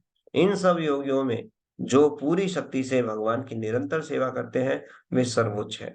संक्षेप में हम ये कह सकते हैं कि एक दार्शनिक विचारक एक श्रमिक से बेहतर है और एक योगी एक विचारक से बेहतर है। सभी योगियों में से वह योगी जो भक्ति योग का पालन करता है और निरंतर भगवान की सेवा में लगा रहता है, सर्वश्रेष्ठ है। ईशोपनिषद हमें इसी पूर्णता का पथ दर्शाती है। यहाँ पर ये 15वां श्लोक पूरा होता है। 16वें श्लोक पे फिर हम आगे चर्चा करेंगे। तो यहाँ पर ये इस्टेब्लिश होती है ये बात, जो ब्राह्मण है वो भगवान पे आश्रित है। ब्राह्मण में इतनी सारी त्रुटियां हो जाती हैं यदि हम उसको उल्टा कर देते हैं। ब्राह्मण को सुप्रीम ट्रुथ अगर हम इसको बोलेंगे तो इस शास्त्रों की बात नकारी जाती है और ये बिल्कुल ठीक नहीं बैठता। जब हम इसको स्वीकार करते हैं कृष्ण गोविंदमादि पुरुषम तमम भजामि, तो ये ब्रह्मा जी जो इस सृष्टि को बनाने वाले, ब्रह्मा जी को बनाने वाले भी भगवान है। तो ये बात बिल्कुल सटीक बैठती है, उनकी सभी की बातों सभी के प्रति अपराध भी नहीं होता। शास्त्र प्रूफ होते हैं, शास्त्रों की बातों स्टैब्लिश होती हैं और हम इसको रियलाइज भी कर सकते हैं। ब्रह्म रियलाइजेशन में कोई भी सुख और आनंद की अनुभूति नहीं कर सकता, केवल संसार के झगड़ों से मुक्ति प्राप्त कर सकता है, बस इतना ही हो सकता है। तो अब जो ब्रह्म रियलाइजेशन है, जब हम ब्रह्म रियलाइजेशन के लिए प्रयास कर रहे हैं, तो जो रिजल्ट हमें अभी प्राप्त हो रहा है वही रिजल्ट हमें बाद में प्राप्त होगा। जो भी हम कार्य करते हैं उसी के अनुसार रिजल्ट प्राप्त होता है। तो जब हम इस संसार में रहकर ही ब्रह्म रियलाइजेशन जो पालन करने वाले हैं, हम देखते हैं वो सुख में आनंद में नहीं होते, केवल संसार के झगड़ों से मुक्त होते हैं। ऐसी अवस्था को ही वो प्राप्त करते हैं। तो आनंद जो है, ये वेदों का कथन है, आनंदमयो अभ्यासात्, जीव आनंद से परिपूर्ण है। तो आनंद के सिम्टम होते हैं, वो बिल्कुल प्रसन्नचित्त रहता है, वो हर समय उसकी अनुभूति कर सकता है और दूसरों को भी करा सकता है।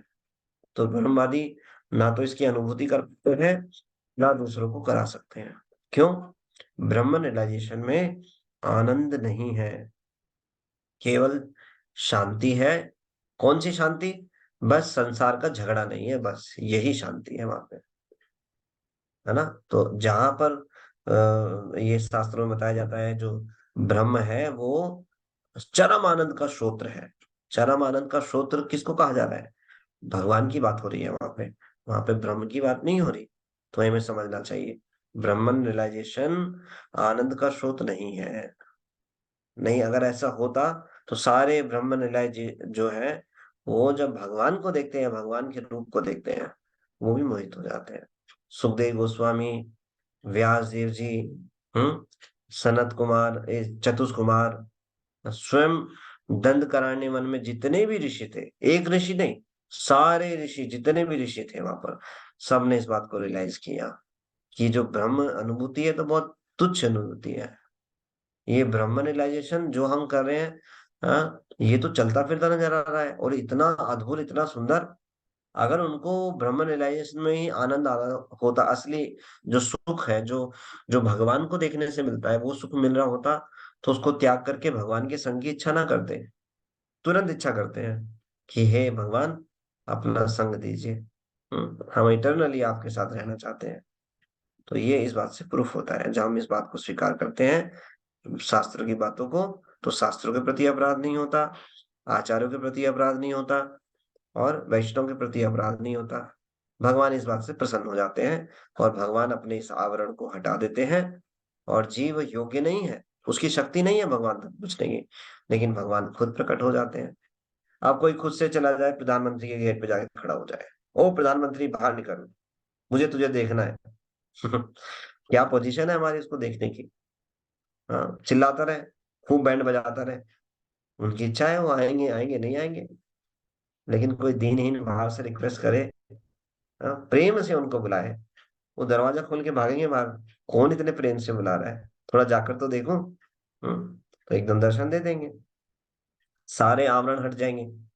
तो ऐसे ही भगवान इन आवरण को हटाते नहीं। जो अपनी स्वतंत्रता के द्वारा भगवान के प्राप्त करने का प्रयास करते हैं, भगवान ये आवरण नहीं हटाते हैं। भगवान कब हटाते हैं? जब वो दीनहीन भाव से भक्तों के आगे नाकर करते हैं, अपनी गलती को मानते हैं, मैंने भगवान के प्रति अपराध किया है, हाँ मुझे क्षमा कीजिए। हाँ, तो वैष्णव प्रसन्न हो जाते हैं, अरे ये भगवान के प्रति अपराध किए गए को गलती अपनी मान रहा है, अब चलो इसको भगवान की सेवा में लगाते हैं। फिर भगवान की सेवा में लगाते हैं, और फिर भगवान जाके अर्जी देते हैं श्रीमती राधा रानी को, देख लो, सारे मिसकंसेप्शन को छोड़कर, मैं निराकार ब्रह्म हूँ, मैं ही भगवान हूँ, सबको छोड़ करके अब ये भगवान को प्रसन्न करने का प्रयास करना है। श्रीमती राधा रानी फिर पर्ची लिखकर सिफारिश देती है कृष्ण को, सुधर गया है, चलो घर वापस बुला लो। जैसे ही घर में झगड़ा हो जाए, पिताजी नाराज हो जाए, तो भगा देते हैं पिताजी, भाग यहाँ से नालायक। फिर जब गलती मान लेता है, तो पापा के पास जाने की डायरेक्ट हिम्मत नहीं होती, माँ के पास जाते हैं, मैया बहुत धक्के खा रहा हूँ, बहुत दुखी हूँ, गलती मान ली मैंने अपनी, अब नहीं करूंगा। तो मैया कहती है ठीक है, देख लो जी, सुधरने की बात बोल रहा है और अभी ऐसा नहीं करेगा, मैं गारंटी लेती हूँ, ये ऐसा नहीं करेगा। ऐसी सीधा श्रीमती राधा रानी गारंटी लेती है। ये गारंटी क्या है? भक्ति के द्वारा जब हम वैष्णव आचार्य की बात मानते हैं, तो भगवान कहते हैं चलो ठीक है, आ जाओ। तो भगवान उस आवरण को हटा देते हैं और भगवान अपना दर्शन देते हैं। तो इस प्रकार से जीव भगवान को पूर्ण रूप से जान सकता है, अन्यथा ये पॉसिबल नहीं है। तो ये ईशोपनिषद का एसेंस है जो इसमें बताया जा रहा है। ठीक है, किसी का कोई प्रश्न है आज की चर्चा से, कोई टीका टिप्पणी, तो वो हैंड रेज कर सकते हैं।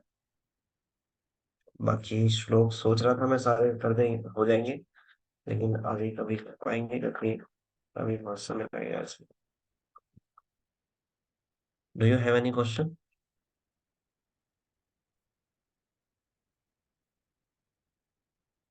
चलिए चौहान माता जी। हरे कृष्ण प्रभु जी, धन्यवाद, प्रणाम हरे कृष्णा प्रभु जी। माता जी। ब्रह्म रियलाइजेशन की शॉर्ट डेफिनेशन क्या होगी? ब्राह्मण रियलाइजेशन की जो शॉर्ट डेफिनेशन यही है कि भगवान का जो एक पक्ष है, वो पक्ष जो है, निराकार पक्ष जो है, वो भगवान के शरीर का तेज है, बस सिंपली। कोई बोले कि जो ब्रह्म रियलाइजेशन होना है, तो ब्रह्म रियलाइजेशन जो है वास्तव में है क्या? पहली बात तो ये समझना चाहिए ब्रह्म है क्या। जब जो ब्रह्म शब्द है ये भगवान के लिए उपयोग होता है। ब्रह्मन मतलब भगवान जो है वो आध्यात्मिक है, और परम ब्रह्म मतलब भगवान श्री कृष्ण, जो पूर्णतः आध्यात्मिक है, सच्चिदानंद के हैं, और समस्त कारणों के कारण है। एक मिनट प्लीज, इसको म्यूट कर लीजिएगा। तो ब्रह्मन रियलाइजेशन जो है, जो कौन है? ब्रह्म कौन है? भगवान है, श्री कृष्ण है। अब उनको तीन अलग अलग स्तरों पे जाना जाता है। ब्रह्म के रूप में, जो ब्रह्म है ये भगवान के शरीर की कांति है, प्रकाश है। इससे सर्वश्रेष्ठ भगवान परमात्मा स्वरूप में सबके हृदय में विराजमान है, कण कण में विराजमान है। ये दूसरी अनुभूति। तीसरी है, जो ब्रह्म है वो भगवान श्री कृष्ण है, जो अपने नित्य धाम में हमेशा विराजमान है अपने पार्षदों के साथ में। अब मायावादी इस बात को समझ नहीं पाते कि एक व्यक्ति एक स्थान पे बैठे हुए कैसे सर्वत्र रह सकता है, सब चीजों के अंदर भी और बाहर भी रह सकता है। ये भगवान की अचिंत्य शक्तियां हैं जिनके कारण भगवान कर पाते हैं। भगवान के अंदर ये अचिंत्य शक्तियां विद्यमान है, ये जीव में नहीं है। हमारे अंदर नहीं है तो हम सोचते हैं ये कैसे संभव हो सकता है। तो जब हम अचिंत्य शक्ति भगवान की समझ जाते हैं कि भगवान के अंदर एक गुण है, वो गुण है अचिंत्य। भगवान एक स्थान पे रह करके दूसरे स्थान पे भी रह सकते हैं। कैसे? हम एक उदाहरण से समझ सकते हैं। जैसे अभी हम जूम पे बैठे हुए हैं, मान लो फॉर एग्जांपल जूम पे अभी हमने लॉगिन किया हुआ है यहाँ पे। तो अगर हम 10 डिवाइसेस को अगर लॉगिन करेंगे तो 10 अलग अलग जगह पे बैठे हुए हैं। तो कलावती माता जी, शशि विवेक माता जी, शशि माता जी, उमा माता जी अभी सामने दिखाई दे रहे हैं। तो ये 10 के 10 सिस्टम पे दिखाई देंगे उसी समय। वो एक ही स्थान पे उपस्थित होते हुए भी अन्य स्थानों पे भी उपस्थित है। वही वही सेम पर्सनैलिटी, वो एक एक्शन को कर रहे हैं तो सारे एक्शंस उन सारे उन इंस्ट्रूमेंट्स में दिखाई दे रहे हैं। तो ये अचिंत्य क्वालिटीज हैं जो हम इस संसार में भी देख सकते हैं। ये क्वालिटीज भगवान के अंदर नित्य विद्यमान है, हमेशा। तो भगवान इस प्रकार से अचिंत्य गुण होने के कारण भगवान कुछ भी कर सकते हैं।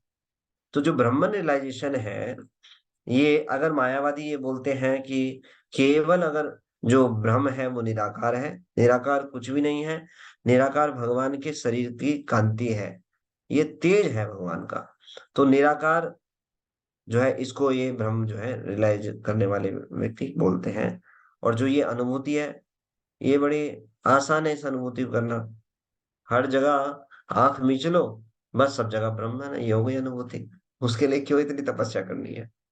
तो ये भ्रम है खाली।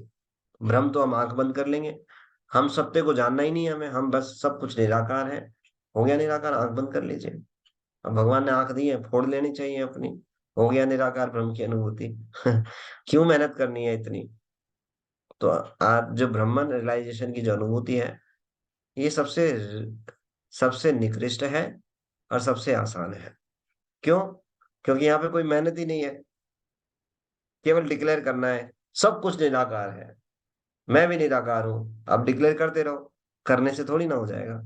परम सत्य तो जो है वो तो वही रहेंगे। तो जो आलसी निकम्मे जो कुछ नहीं करना चाहते, वो भगवान को निराकार बोलते हैं और उसी में बस रहना चाहते हैं, उसी को रियलाइज करना चाहते हैं। क्यों?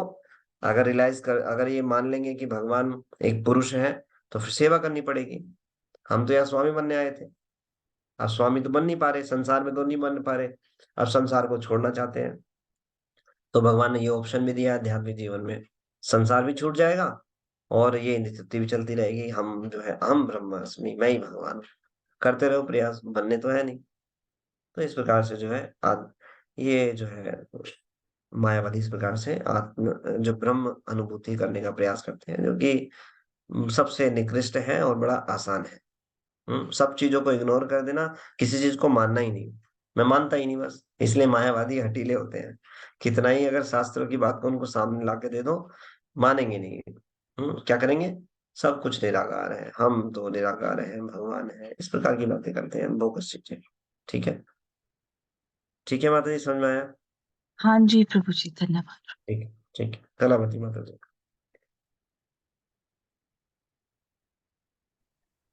हरे कृष्णा प्रभु जी, दंडवत प्रणाम। कृष्णा माता जी, प्रणाम। थैंक यू सो मच प्रभु जी, इस श्लोक को इतने डिटेल में और इतनी अच्छी से एक्सप्लेन करने के लिए। प्रभु जी, आपने ना आगे भगवत गीता में भी इस चीज को समझाया, आज भी फिर मेरी मन बुद्धि के कारण प्रभु जी मैं उस चीज को समझ नहीं पा रही हूँ।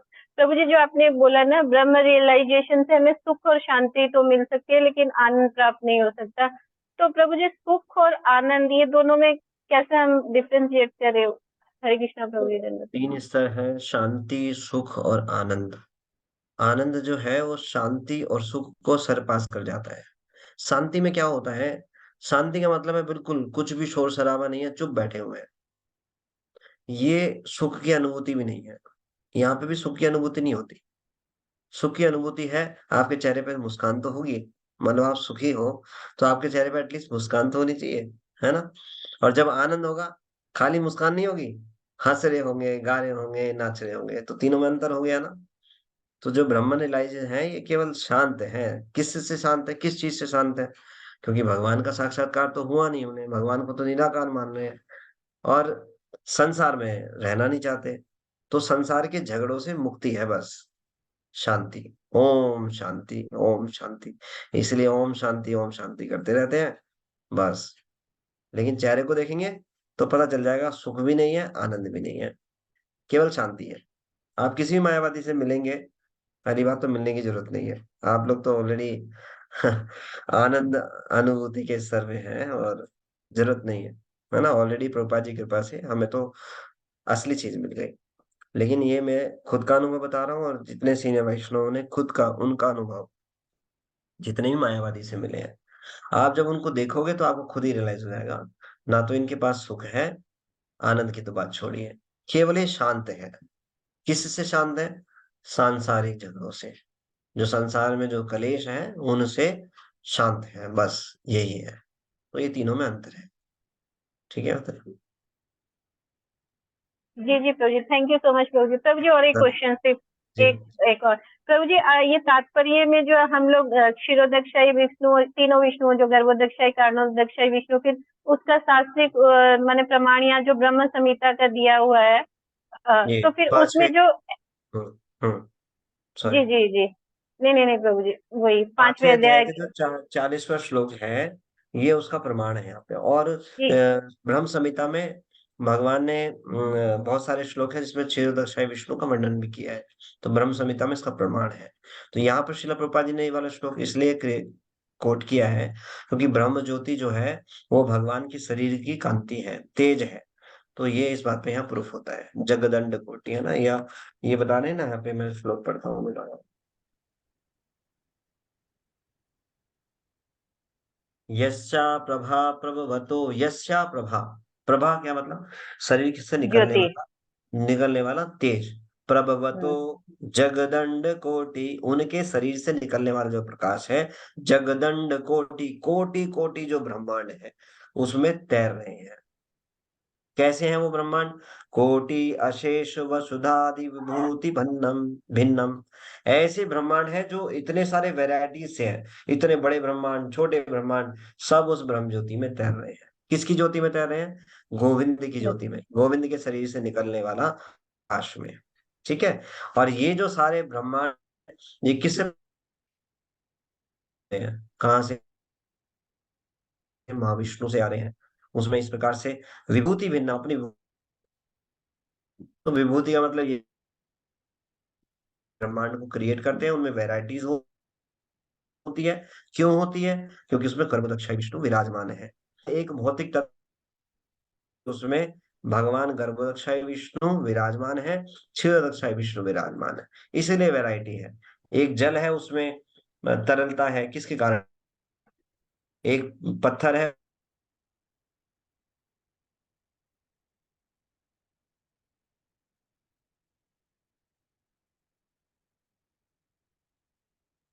भगवान की विभूतियां हैं, विभूति भिन्नम। तो अपनी विभूतियों के साथ में भगवान इस प्रकार से अलग अलग ब्रह्मांड में विराजमान है। और ये ब्रह्मांड भगवान की ब्रह्म ज्योति में तैरते हैं। किसकी ब्रह्म ज्योति?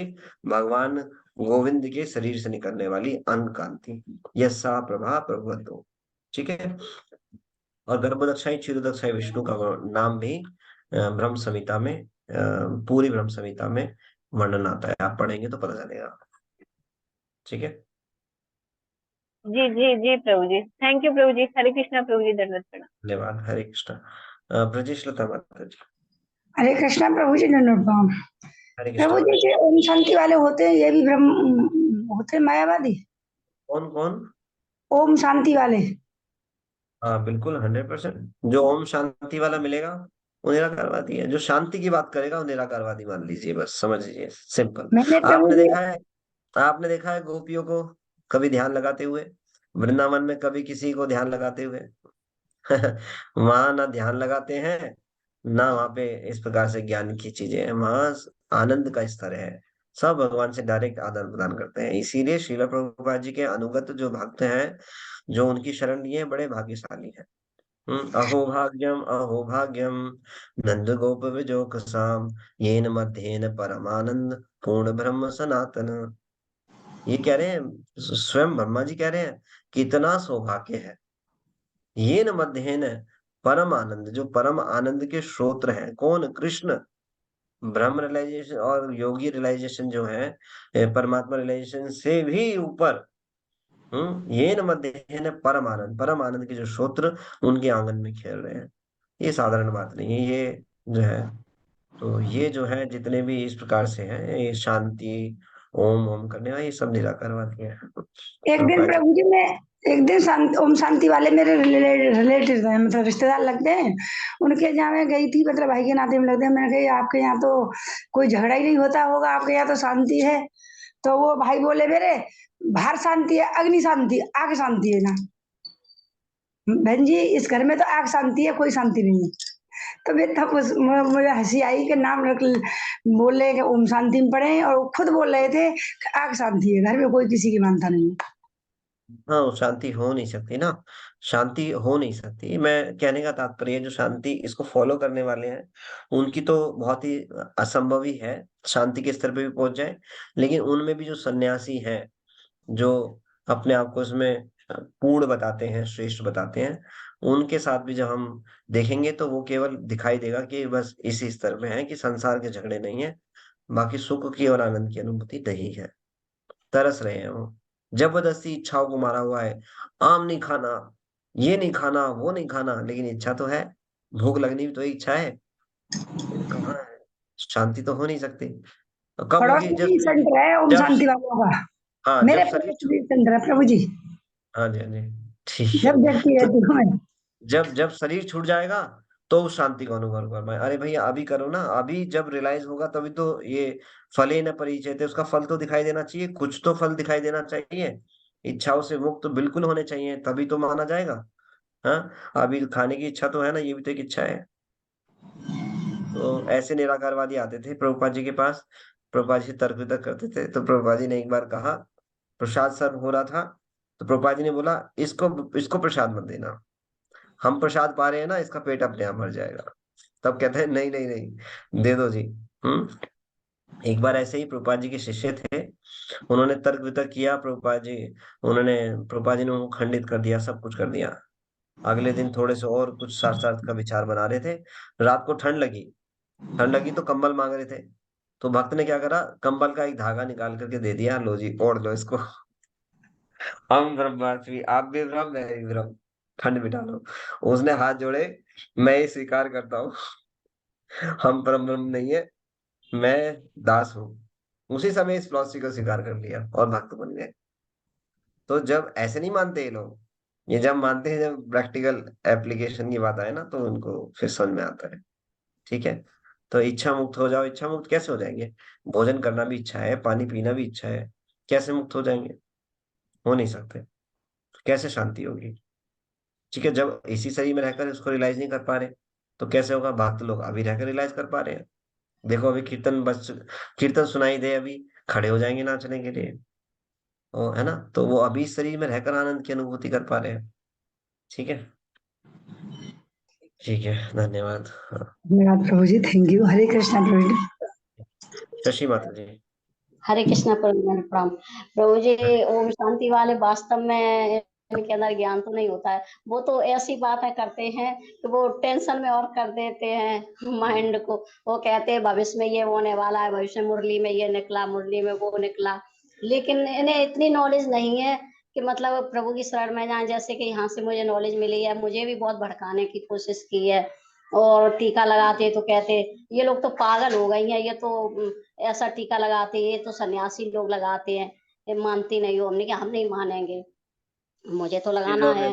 देखिए, इस बात से भी हम रियलाइज कर सकते हैं, भक्त लोग किसी की भी जाकर निंदा नहीं करते हैं, क्यों? आनंद में है, उन्हें निंदा करने की फुर्सत ही नहीं है। लेकिन ये ओम लोगों के पास फुर्सत है दूसरों की निंदा करने के लिए, क्योंकि शांति और सुख नहीं है, इसलिए निंदा करने की इच्छा करती है। तो इस हाँ, बात प्रभु से भी के प्रूफ होता सामने है। वो तो शांति है ही नहीं। उन्हें वो तो बिल्कुल बदलाव उनके अंदर है नहीं, क्योंकि वो मेरी ननद ओम शांति में, तो उन्हें तो और ज्यादा ये अहंकार क्रोध ये कुछ जाते ही नहीं है। और इसमें आके प्रभु जी क्रोध पहले आता नहीं, आ भी जाए तो एकदम याद आ जाता नहीं, क्रोध तो गलत चीज है। मतलब यहाँ की आके एकदम माइंड फ्रेश होता है, सुनने में अच्छा लगता है, बहुत एकदम बदलाव आता है। लेकिन ओम शांति में तो बस टेंशन ही टेंशन, ये भविष्य में होगा, वो होगा, और वो फालतू की बातें करते। मुझे तो इसमें बहुत लाने की कोशिश की, लेकिन मैं तो प्रभु जी नहीं आई। और इसमें तो सत्यनारायण माता जी ने एक बार ही बस गीता दिया, इतने में ही मैं आ गई उसमें। हरे कृष्णा में प्रभु ठीक है जी। बहन। देखिए, ओम भी भगवान का एक रूप, भगवान का एक नाम है, शुद्ध ध्वनि है। तो क्या ओम को लेने से प्यूरिफिकेशन नहीं होता? कलयुग में नहीं होता। ये बात इसको समझ लेना चाहिए। कोई बोले ओम शांति करके उसका प्यूरिफिकेशन हो जाएगा, नहीं होता। ओम वैदिक मंत्र है। इसको जपने के लिए, बोलने के लिए प्री रिक्विजिट क्वालिफिकेशन चाहिए। अगर किसी के हृदय में अनर्थ है और ऐसा व्यक्ति अगर ओम इन शब्दों का उपयोग करता है, तो जो उसके अनर्थ है वो बढ़ जाएंगे। है ना? तो इसलिए ओम शांति इन सब चीजों से वो लाभ नहीं पहुंचता। कलयुग में विशेष तौर से मना किया गया है, क्योंकि आचार्यों का निर्देश है, भगवान का खुद का निर्देश है। तो भगवान के निर्देश को जब कोई उल्लंघता है तो उसमें शक्ति नहीं होती, चाहे भगवान का नाम ही क्यों ना ले रहे हो। अब कोई भगवान का नाम ले रहा है, सभी वैष्णव के प्रति अपराध करता है, सबके प्रति अपराध करता है, तो वो भी फलीभूत नहीं होता। तो इसीलिए जो आदेश है उनकी इंपॉर्टेंस है। तो खाली ओम शांति बोलने से वो नहीं होने वाला, उद्धार नहीं होने वाला। तो अब शरीर छूटने के बाद ब्रह्म तक भी पहुंचे नहीं पहुंचे किसको पता, है ना? क्यों? क्योंकि अभी प्रैक्टिकली अभी अभी लक्षण नहीं प्रतीत हो रहे उनके जीवन में। तो कैसे इस बात पर विश्वास किया जा सकता है? लेकिन भक्त की बात की जाती है तो इसी जीवन में हम देखते हैं वो रियलाइज्ड है, उनके आचरण में, उनके व्यवहार में वो रियलाइज्ड है चीजें। और शास्त्रों में उदाहरण भरे पड़े हैं कि किस प्रकार से भगवान के धाम गए, वर्णन आता है, जीवंत उदाहरण है। ठीक है, ठीक है। लाल सिंह प्रभु जी। हरे कृष्णा प्रभु जी, धन्यवाद प्रणाम। हरे कृष्ण प्रभु जी, धन्यवाद। प्रभु जी, इसमें ये लेक्चर में आया है कि जो वात्सल्य रस, माधुर्य रस और वो तीसरा प्रभु जी है, वो जो है उसका साखे ये गोलोक धाम में रहता है इसका प्रभु जी। हाँ, मैंने ही बताया था कि और गोलोक इसमें धाम में प्रधानता जो है वो साखे, वात्सल्य और माधुर्य रस की है।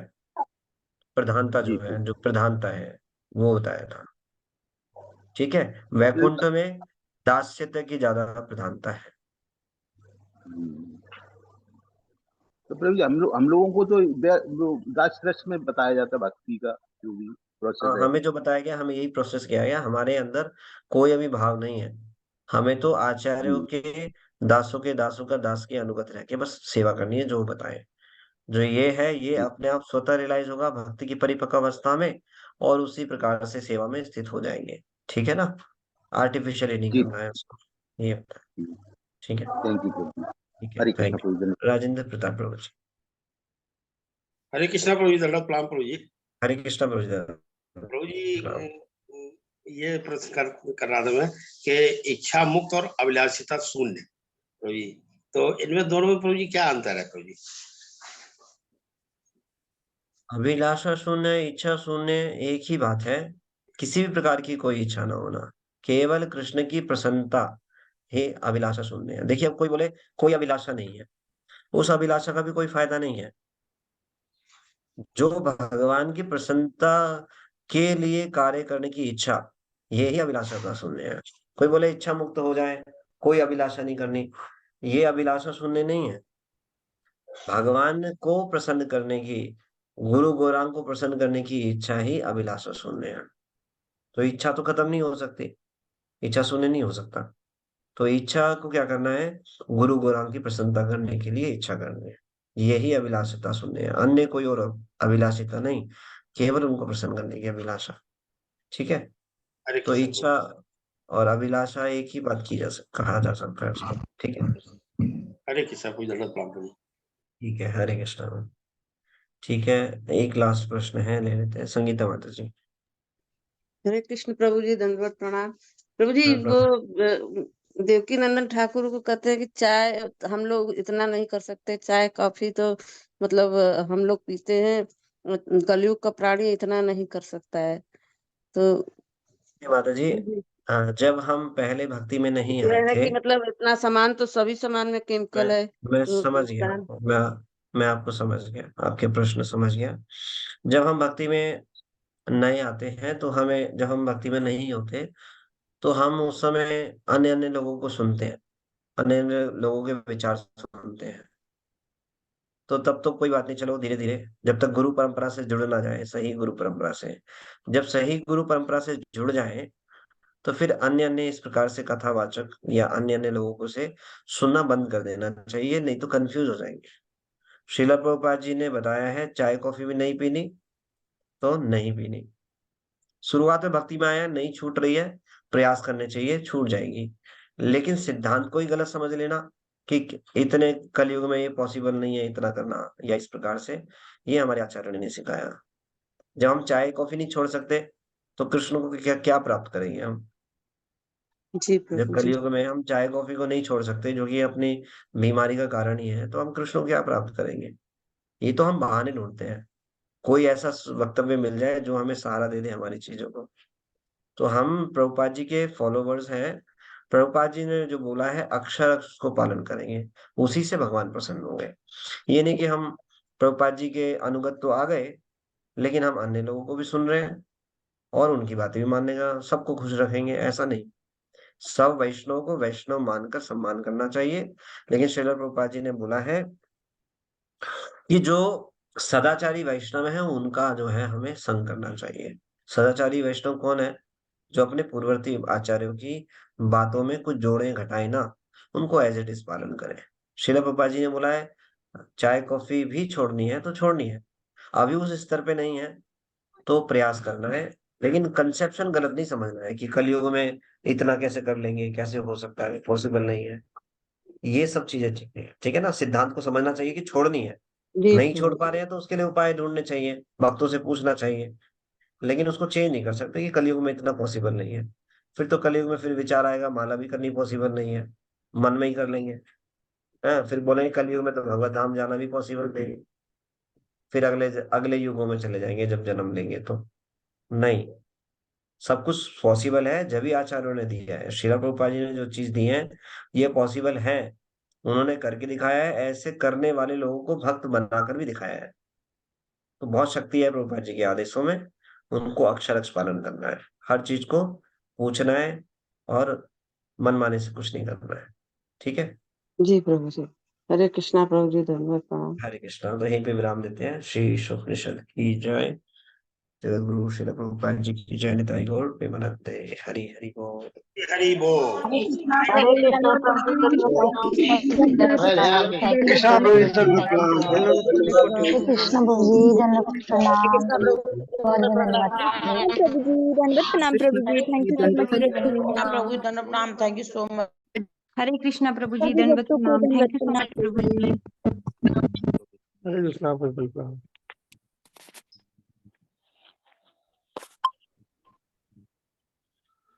प्रभु जी हरे धन्यवाद कृष्णा प्रणाम। प्रभु जी।